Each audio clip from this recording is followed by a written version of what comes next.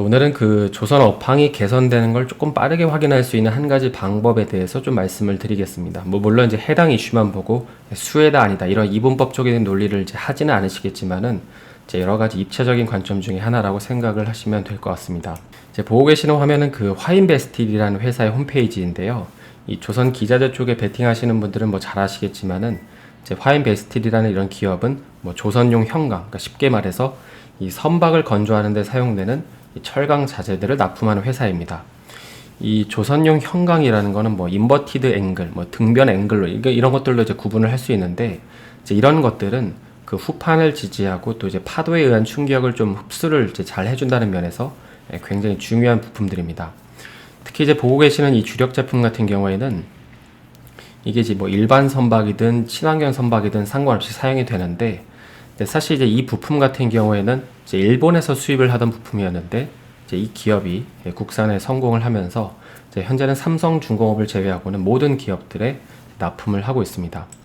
이 삼성중공업은 이제 일본 기업의 제품을 계속 사용을 하고 있는데 뭐 그 이유에 대해서는 뭐 우리가 정확하게 알 수 없지만은 그럼에도 불구하고 최근 이제 여러 조선사들의 수주가 늘어나면서 이제 일본 기업이 과연 이 물량 감당을 혼자서 다 할 수 있느냐, 그러니까 이런 얘기가 있어가지고 여차하면 이제 삼성중공업도 이 화인베스틸의 제품을 쓰지 않겠냐 이런 견해도 있긴 합니다. 그럼 이제 조선 업황이랑 이 화인베스틸이 만들고 있는 이 형광은 무슨 관련이 있는 걸까요? 보시는 거는 이제 그 선박의 어떤 건조 과정인데 일반적으로 이제 배를 한 척을 수주를 하고 나서 이제 설계까지 걸리는 시간은 대략 한 6개월 정도가 채 안 됩니다. 그리고 이제 이 단계가 끝난 이제 2번 시점, 2번 단계에서는 이제 조선용 형광이 투입이 되는데 이제 이때 방금 살펴보신 이제 이런 부품들이 이제 필요해지는 것이죠. 그래서 일반적으로 이제 인버티드 앵글은 그 조선사들이 설계가 끝나고 나서 이제 부품 발주를 할 때 후판과 함께 같이 주문하는 특성이 있습니다. 그러니까 건설로 치면은 이 기초 공사를 할 때 이제 필요한 자재들을 주문하는 것이죠. 그래서 이제 이걸 이해한 상태에서 그 재무표를 좀 보시면 이거는 이제 지난 5년간의 그 화인베스틸의 손익 계산서인데 이제 계속해서 우하향하는 모습을 보실 수가 있죠. 그리고 또 이제 다트에 보시면 여기 분기 보고서가 있는데 이 수주도 이제 계속해서 감소를 하는 걸 볼 수 있습니다. 특히 이제 하반기부터는 뭐 이런 식으로 의미 있는 수출을 하고 있는 만큼 이제 업계에서는 보시는 것처럼 뭐 올해 말이나 내년도부터는 이제 이게 좋아진다라고 보고 있는데 그러니까 이런 것들을 보면 사실 조선사들의 방향성을 어느 정도 예측해 볼 수 있다는 거죠. 그래서 현재 이 인버티드 앵글은 이제 화인베스틸 말고 이제 국내에는 현대제철도 생산을 하고 있는데 현대제철 같은 경우는 이제 다른 여러 가지 사업도 이제 같이 하고 있잖아요. 그러니까 그러다 보니까는 이 국내 생산의 한 60%는 이제 화인베스틸이 맡아서 담당을 하고 있습니다. 그리고 또 이제 현대제철은 이 사업이 메인이 아니다 보니까는 사실 업황을 분명하게 대변한다고 보기에는 약간 무리가 있죠. 그래서 뭐 기술적으로 이제 뭐 딥하게 말씀을 드리진 않겠지만은 사실 이게 뭐 되기에는 되게 간단해 보이지만은 이 좌우 두께를 좀 다르게 만들어야 되기 때문에 이제 웬만한 기술력이 아니고서는 불량률이 계속 생겨가지고 버리는 제품이 많아서 신규 진입자들도 거의 없는 상황입니다.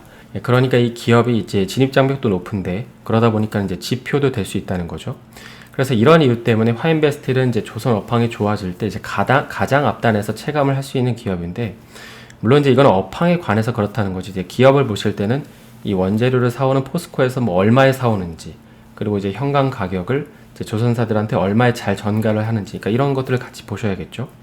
그리고 또 이제 한편으로 이 화인베스틸이 조선 업황을 이 빠르게 체감할 수 있다라는 기업이라는 말은 또 다른 한편으로는 추후에 이제 조선 업황이 악화됐을 때, 그럴 때에도 이제 가장 먼저 체감을 할 수 있는 기업이라는 말이기도 합니다.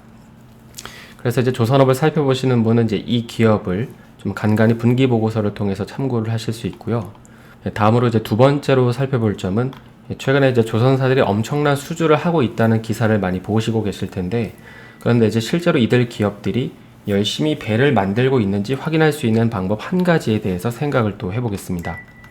지금 보시는 거는 이제 HSD 엔진이라는 기업의 홈페이지인데 이제 이 역시도 조선 기자재 쪽 투자를 하고 계신 분들이라면 아주 이제 유명한 회사입니다.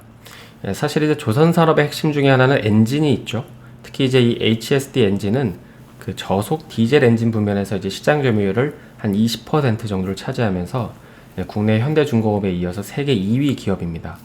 이 큰 게 사실 다 엔진인데요. 그래서 고객사를 보게 되면은 현재 그 현대중공업을 제외하고 나머지 그러니까 삼성중공업이나 뭐 대우조선해양 같은 기업들을 이제 고객사로 두고 있습니다. 일반적으로 이 엔진은 그 수주를 해서 매출로 반영을 시키기까지 한 1년 6개월 정도가 걸린다고 해요. 그래서 이걸 이해하신 상태로 이제 올해 3분기 보고서를 잠깐 보면 이 전년도에 비해서 이제 올해 3분기까지의 어떤 그 생산 실적이 거의 반토막이 났죠. 그러니까 이게 왜 그러냐면은 방금 말씀드린 것처럼 이제 지금 매출로 반영되는 거는 1년 6개월 전, 그러니까 2010년 19년 말부터 2020년 초까지 수주한 게 거의 없기 때문에 이제 1년 6개월 뒤인 현 시점에서 이제 매출로 반영된 게 없기 때문입니다.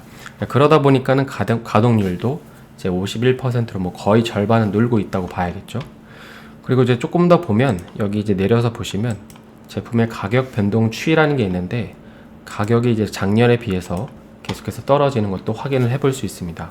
그래서 이걸 종합해 보면 기본적으로 수주의 양도 많지 않고 또 수주를 한 그마저도 이제 저가로 수주를 했기 때문에 주가를 보면은 뭐 올해 조금 이제 8년 만에 이제 순이익이 흑자로 됐고 또 이제 업황이 회복하면서 그 기대감이 일부 반영되긴 했지만은 이 호황 사이클 2013년 전의 호황 사이클에 비해서는 아직도 이제 낮은 가격에 머물러 있습니다.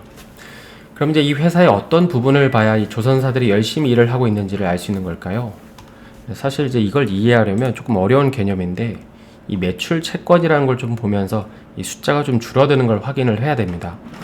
그런데 이제 이걸 개념적으로 설명하면 어려우실 것 같아서 이제 나중에 기업 하나를 통째로 살펴볼 때 좀 자세히 살펴보기로 하고요. 그보다는 먼저 이 회사에 대해서 보면 아까 이제 HSD의 고객사 중에 삼성중공업이랑 뭐 대우조선해양이 있다 그랬잖아요. 근데 이제 최근에 대우조선해양 같은 경우에는 이제 현대중공업의 인수가 되는 게 이제 불어대는 이슈가 있었는데 사실 만약에 이게 승인이 됐다면 이제 기업 개별적으로는 엄청난 큰 악재였습니다.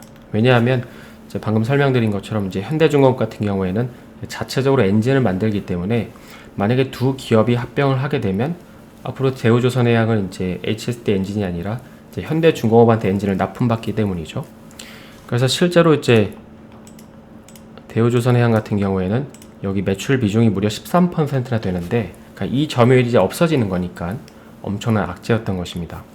그리고 또 이제 내년도에 유럽에서는 이 원자력이나 천연가스를 친환경으로 분류할지 말지를 결정하는 그 텍소노미 이벤트가 예정되어 있잖아요.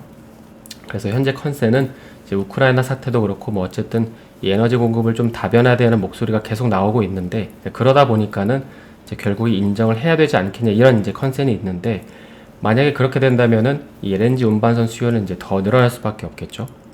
그런데 이제 아무리 이런 식으로 매크로가 좋아진다고 하더라도 이제 결국에는 앞서 살펴봤던 공장 가동률이 올라와야 하고 떨어졌던 제품 가격이 다시금 올라오는 게 확인이 돼야 됩니다. 그러니까 매크로가 아무리 좋아도 실제로 조선사들이 이제 엔진 발주를 해야 하는 게 의미가 있다는 것이죠. 그러니까 이런 식으로 엔진 발주 계약을 해야 된다는 것입니다. 그래서 이제 정리를 해보면 이 화인베스트를 통해서 확인할 수 있는 점은 수주가 늘어나는지를 확인을 해야 되고 그 다음에 이제 HSD 엔진을 통해서 확인할 점은 이제 공장 가동률과 제품 단가가 올라가고 있는지입니다. 그래서 이게 앞단에서 올라오는 게 확인이 되면 결국에 그 끝단에 있는 조선사들 역시 이제 비례해서 좋아질 수밖에 없기 때문이죠. 그래서 이제 오늘은 조선업을 살펴볼 때 이 기자재 파트를 같이 보는 게 왜 유익한지를 알아봤는데요. 이제 올 한 해 고생 많으셨고 저는 월요일에 다시 인사드리겠습니다. 오늘 영상이 도움이 되셨다면 좋아요와 구독 부탁드립니다.